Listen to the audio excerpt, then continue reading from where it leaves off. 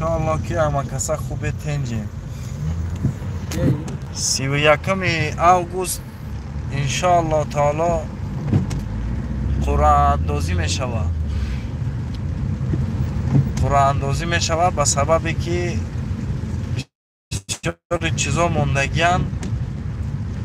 انشاءالله 5000 روبل قرعه اندازی می شود، نصیب کد می شود.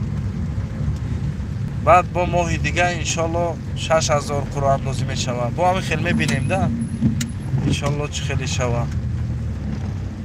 برای همین برادرها کدومین که یگان چی خریداری کردنی بخریم، نامو را بنویسیم که 31 اوگوست ساعت 10 بیگه انشاءالله تعالی قرعه اندازی می شود. 5000 روبل میگذاریم. 5000 روبل نصیب کدوم می شود.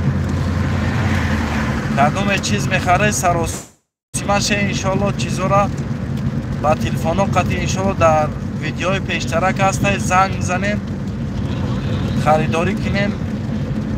الله دانا نصیب کی می شود توفا سراسیمش برادران سراسیم نمیدونم که 5000 نصیب کی می شود. برای همین انشاءالله تعالی رقم های واتساپ هستند، در علاقه شیم انشاءالله و صحبت کنیم. السلام علیکم و رحمت الله و برکاته.